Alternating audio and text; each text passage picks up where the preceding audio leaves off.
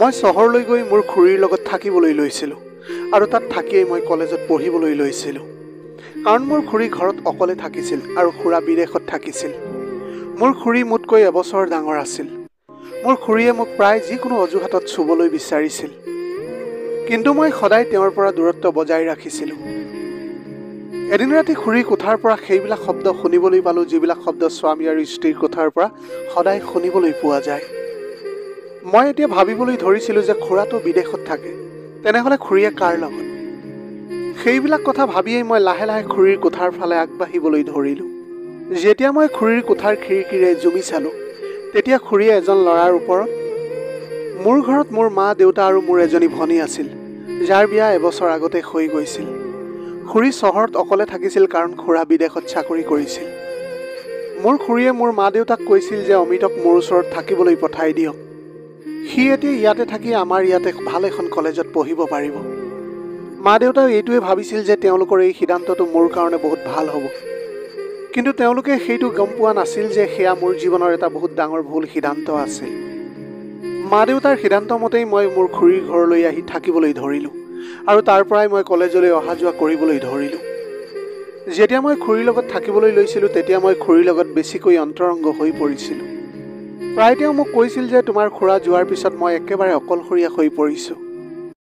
মোৰ বহুত ইচ্ছাও আছিল, সেয়াও এতিয়া আধৰুৱা হৈ পৰিল। সেইবিলাক শুনি মই খুৰীক এইটোৱে সান্তনা দিছিলোঁ যে খুৰী চিন্তা নকৰিব, খুৰা সোনকালে আহি যাব। মই যেতিয়াই কলেজৰ পৰা উভতি ঘৰলৈ আহোঁ, তেতিয়া খুৰীয়ে মোৰ কাৰণে ভাত বনাই থয় আৰু বৰ মৰমেৰে মোৰ ওচৰলৈ আহি বহি যায় আৰু মোক তেওঁৰ হাতেৰে ভাত খুৱাবলৈ ধৰে। মই এতিয়া খুৰীৰ মৰম দেখি বহুত সুখী হৈ পৰিছিলোঁ। এতিয়া মোৰ জীৱনটো সদায় এনেকৈ চলিবলৈ ধৰিছিল। এতিয়া লাহে লাহে ৰাতি মোৰ খুৰীয়ে মোৰ লগত মোৰ বিচনাত আহি শুই গৈছিল। তাৰপিছত মোৰ শৰীৰত হাত ফুৰাবলৈ ধৰে। যেতিয়াই খুৰীয়ে মোৰ গাত হাত ফুৰাবলৈ ধৰে, তেতিয়া মোৰ এক অদ্ভুত ধৰণৰ অনুভৱ হ'বলৈ ধৰে। সেইবাবে ৰাতি শোৱাৰ সময়ত সদায় মই খুৰীৰ পৰা দূৰত্ব বজাই ৰাখিছিলোঁ। কিন্তু ময়ো এজন ল'ৰা, মোৰ ভিতৰতো এক আৱেগ আছিল। খুৰীয়ে যেতিয়া মোৰ শৰীৰটো চুৱে, তেতিয়া মোৰ বুকুৰ ধপধপনি বাঢ়িবলৈ ধৰিছিল। কিন্তু আমাৰ সম্পৰ্কটোৰ কাৰণে মই সদায় পিছুৱাই আহিবলৈ ধৰিছিলোঁ, কাৰণ মই সেই মৰ্যাদা ভাঙিবলৈ বিচৰা নাছিলোঁ। মোৰ খুৰীৰ ঘৰটো বহুত ডাঙৰ আছিল, কিন্তু মোৰো সেই কথাটোক লৈ কেতিয়াবা মনটো বেয়া লাগে যে খুৰীৰ ওচৰত তেওঁৰ প্ৰয়োজনীয় সকলো বস্তুৱেই আছিল, কিন্তু তেওঁৰ স্বামীৰ তেওঁৰ পৰা বহুত দূৰত থাকে। ইফালে খুৰাৰ তুলনাত আমাৰ ঘৰৰ আৰ্থিক অৱস্থা বহুত বেয়া আছিল। খুৰাৰ বিয়া হোৱা এতিয়া এবছৰ হৈছে। খুৰীৰ কোনো সন্তান নাছিল। মই সদায় এইটোৱে ভাবিছিলোঁ যে হয়তো খুৰীয়ে মোক তেওঁৰ সন্তানৰ দৰে মৰম কৰে, কিন্তু হয়তো এয়া মোৰ ভুল ধাৰণা আছিল। খুৰীয়ে প্ৰায় ৰাতি শোৱাৰ সময়ত আহি মোৰ মূৰত হাত বুলাই থাকে আৰু মোক কয় যে তোমাৰ খুৰাৰ অনুপস্থিতিয়ে মোক বৰকৈ আমনি কৰে। ময়ো প্ৰায় এনেকৈ কওঁ যে খুৰা কামৰ কাৰণেহে বিদেশলৈ গৈছে। যদি তেওঁ ইয়াতে কাম পালেহেঁতেন, তেতিয়া তেওঁ কেতিয়াও আপোনাৰ ওচৰৰ পৰা দূৰলৈ নগ'লহেঁতেন। আৰু চাব, যেতিয়া তেওঁ আহিব তেতিয়া আপোনাৰ সকলো চিন্তাও দূৰ কৰি দিব। কিন্তু এই সকলোবিলাক কথা শুনাৰ পিছতো খুৰীয়ে মোক সদায় কৈ গৈছিল যে তুমি মোৰ প্ৰয়োজনীয়তাখিনি পূৰণ কৰিব নোৱাৰিবা নেকি? সেয়া শুনি মই খুৰীক এনেকৈ কৈছিলোঁ যে খুৰী, মইতো সদায় আপোনাৰ লগতে আছোঁ। আপোনাৰ যদি কিবা প্ৰয়োজন হয় তেনেহ'লে মোক ক'ব। কিন্তু খুৰীয়ে মোক কি কৈছিল সেয়া মই বুজিব পৰা নাছিলোঁ। যদি সময় থাকোঁতে মই সকলো কথা বুজি পালোহেঁতেন, তেনেহ'লে আগলৈ গৈ মোৰ লগত এনেকুৱাখিনি ঘটনা নঘটিলেহেঁতেন। গৰমৰ দিন আছিল। এদিন মই কলেজৰ পৰা ঘৰলৈ সোনকালে উভতি আহিছিলোঁ। বহুত বেছি গৰম লগা কাৰণে মই ঘামেৰে তিতি বুৰি গৈছিলোঁ। মই ঘৰ পাই গা ধুবলৈ বাথৰুমলৈ বুলি গ'লোঁ।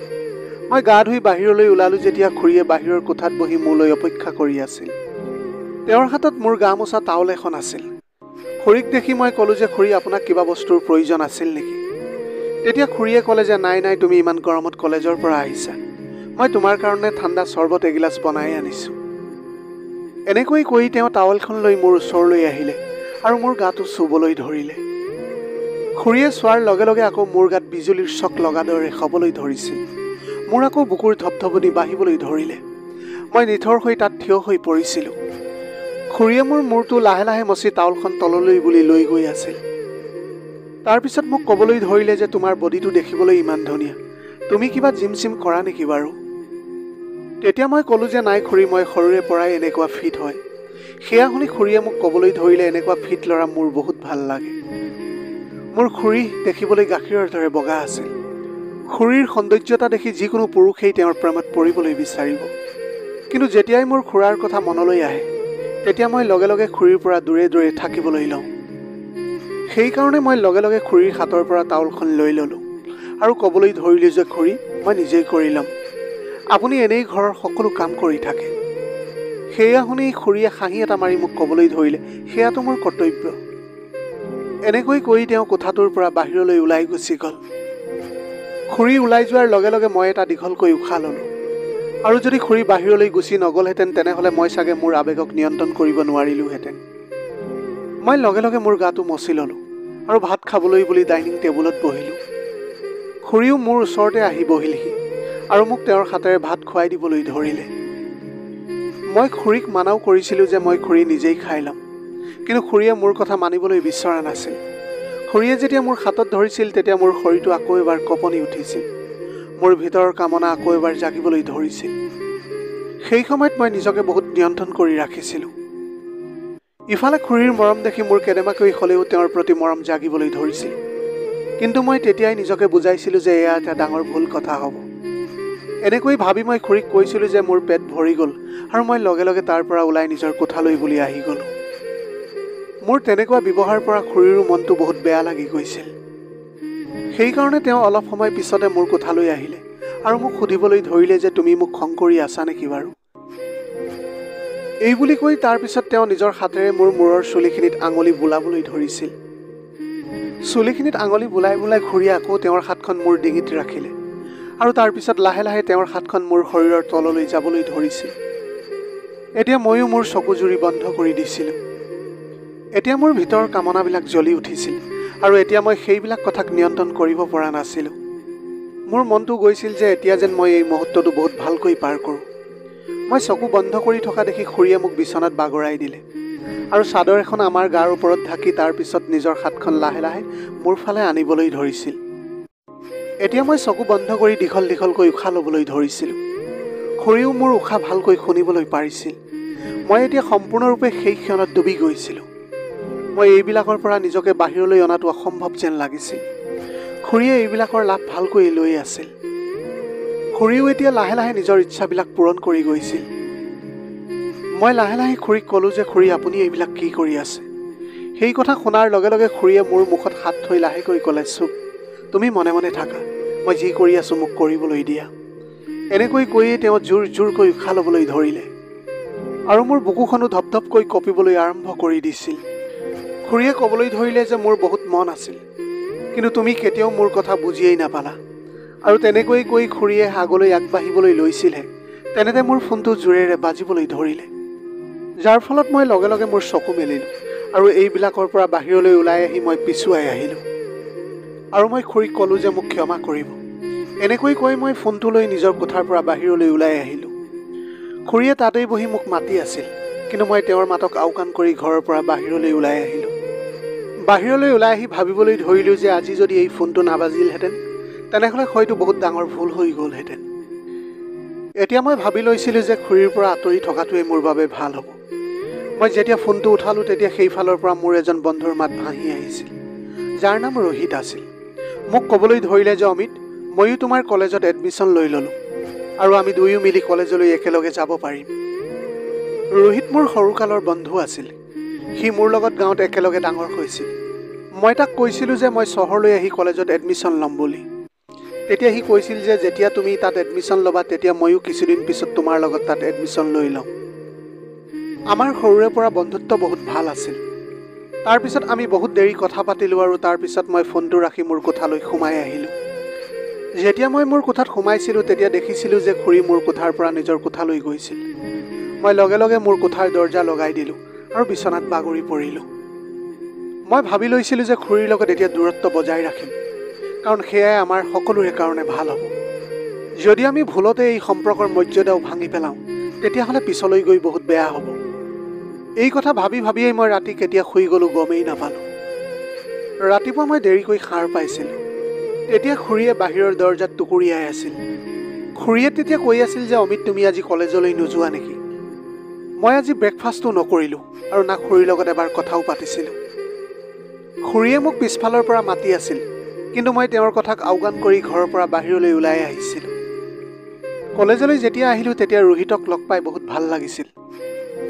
দুপৰীয়া টিফিনৰ সময়ত তাৰ লগত বহুত কথা পাতিবলৈ ধৰিছিলোঁ। তাৰপিছত সি মোক ক'বলৈ ধৰিলে যে মইতো ইয়াত পিজিত থাকোঁ আৰু তুমি তোমাৰ খুৰীৰ লগত থাকি মজা লৈ আছা। এতিয়া মই পিজিত একেবাৰে বেকাৰ খানা খাবলৈ পাওঁ। সেই সকলোবিলাক কথা শুনি মই ক'লোঁ যে তুমি চিন্তা কিয় কৰি আছা, আজি ৰাতি আমাৰ ঘৰলৈ আহি যোৱা, ডিনাৰ আমি একেলগে কৰিম। কথাটো শুনি ৰোহিতে ক'বলৈ ধৰিলে যে তোমাৰ খুৰীৰ ঘৰটো মই চিনি নাপাওঁ। তেতিয়া মই ক'লোঁ যে সেয়া চিন্তা কৰাৰ তোমাৰ কোনো প্ৰয়োজন নাই, মই তোমাক লোকেশ্যনটো পঠিয়াই দিম। মই ঘৰলৈ আহিলোঁ, তেতিয়াই হোৱাটছআপত ৰোহিতলৈ মোৰ লোকেশ্যনটো পঠিয়াই দিলোঁ। ঘৰলৈ অহাত মই খুৰীক দৰজাৰ মুখতে থিয় হৈ থকা দেখিছিলোঁ।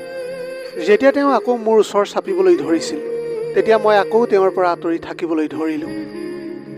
মই কালি ৰাতিৰ কথাটোক লৈ বহুত লাজ অনুভৱ কৰিছিলোঁ। সেইকাৰণে মই তলমূৰ কৰি খুৰীক ক'বলৈ ধৰিলোঁ, খুৰী, আজি সন্ধিয়া মোৰ এজন বন্ধু মোক লগ কৰিবলৈ আমাৰ ঘৰলৈ আহিব। যদি পাৰে তেনেহ'লে আপুনি তাৰ কাৰণেও ৰাতিৰ সাঁজ বনাই ৰাখিব। সি ইয়াতেই পিজিত থাকে।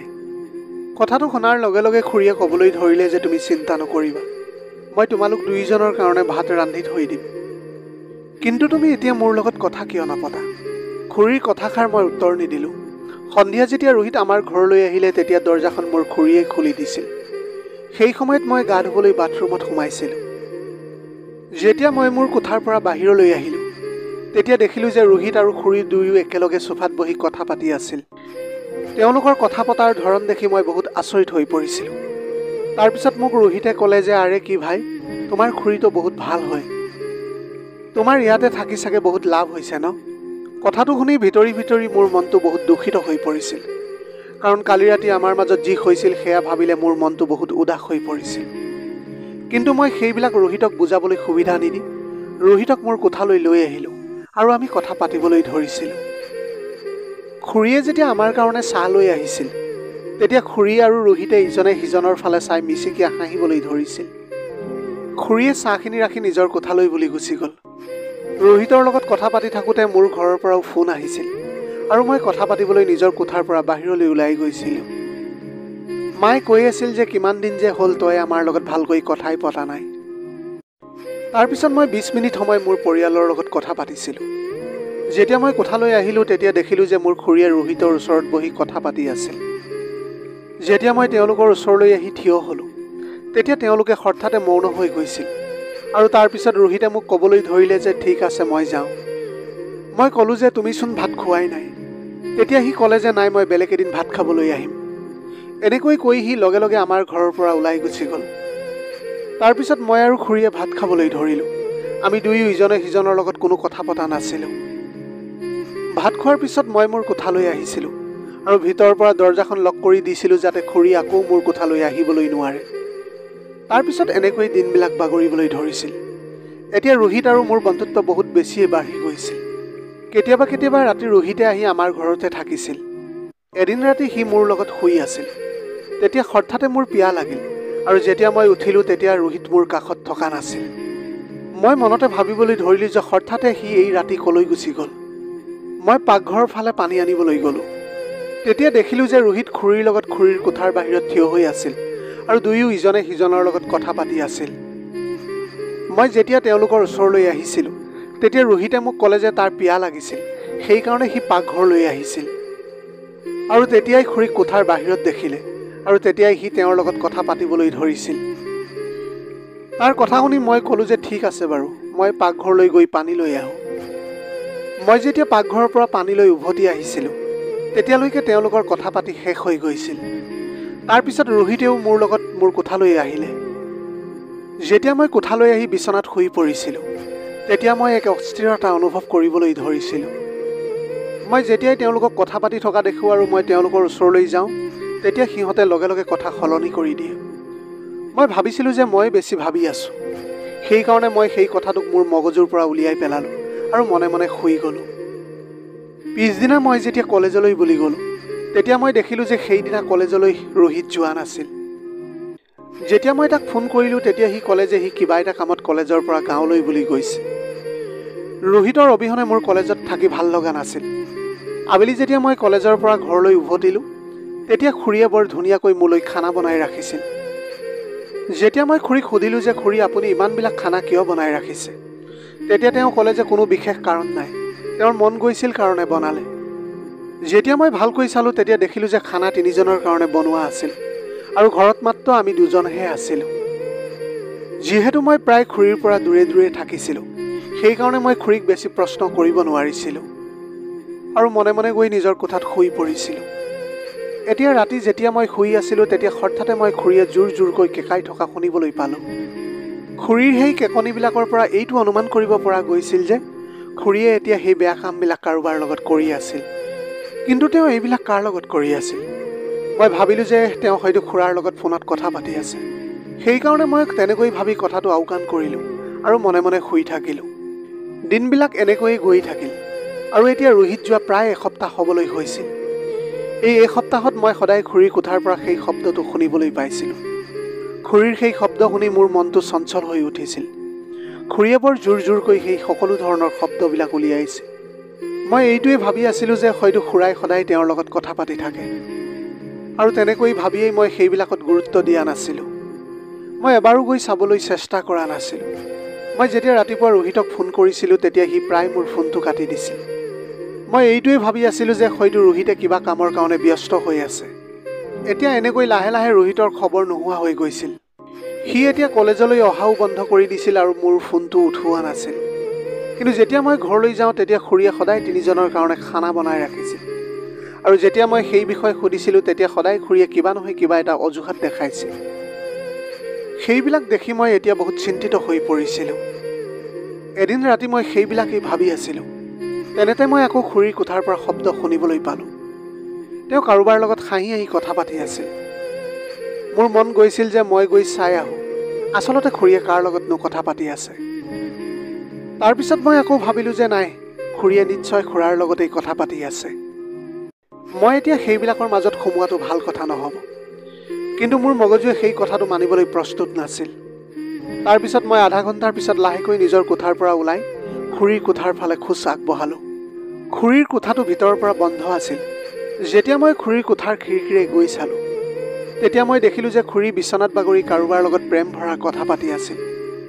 তেওঁ কৈছিল, তুমি অমিতক বৰ ভালকৈ মূৰ্খ বনালা। মোৰ নাম শুনাৰ লগে লগে মই উচপ খাই উঠিলোঁ আৰু মই ভাবিবলৈ ধৰিলোঁ যে আচলতে সেই মানুহজননো কোন, যি খুৰীৰ লগত বিচনাত বাগৰি আছে। যেতিয়া মই লাহে লাহে আগুৱাই গৈ চাবলৈ চেষ্টা কৰিলোঁ তেতিয়া মই মোৰ বন্ধু ৰোহিতক দেখিবলৈ পালোঁ। ৰোহিতক দেখি মই নিথৰ হৈ পৰিছিলোঁ। সি খুৰীৰ গালত হাত লগাই কৈছিল যে মইতো তোমাৰ সৌন্দৰ্য দেখি প্ৰথম দিনাই তোমাৰ প্ৰেমত পৰি গৈছিলোঁ। অমিত মোৰ বহুতেই ভাল বন্ধু, কিন্তু তুমিতো মোৰ প্ৰেম হয়। মই অমিতক মিছা ক'লোঁ যে মই কিবা কামত বাহিৰলৈ আহিছোঁ আৰু এনেকৈ কৈয়ে তেওঁলোকে ইজনে সিজনৰ ওচৰ চাপিবলৈ ধৰিলে। এতিয়া মই দুয়োকে দেখি গোটেই কাহিনীটো ভালকৈ বুজিবলৈ পাৰিছিলোঁ। মই লগে লগে গৈ তেওঁলোকৰ দৰজাত ঠেলা মাৰি দিলোঁ। দৰজাৰ হুকটো ভালকৈ লগোৱা নাছিল বাবে দৰজাখন খোল খাই গৈছিল। এতিয়া ৰোহিতে মোক তাৰ সন্মুখত থিয় হৈ থকা দেখি সি নিথৰ হৈ পৰিছিল। সি ক'বলৈ ধৰিলে যে অমিত, তুমি ইয়াত কি কৰি আছা? মই ক'লোঁ, এয়াতো মইহে তোমাক সুধিব লাগিছিল তুমি ইয়াত কি কৰি আছা, আৰু তাকো মোৰ খুৰীৰ লগত। ৰোহিতে আকৌ কিবা এটা কাহিনী বনাই মোক ক'বলৈ লৈছিলহে। তেনেতে জোৰকৈ তাৰ গালত এটা মই চৰ মাৰিলোঁ আৰু ক'লোঁ যে তুমি আৰু মোক কিমান মিছা কথা কৈ থাকিবা।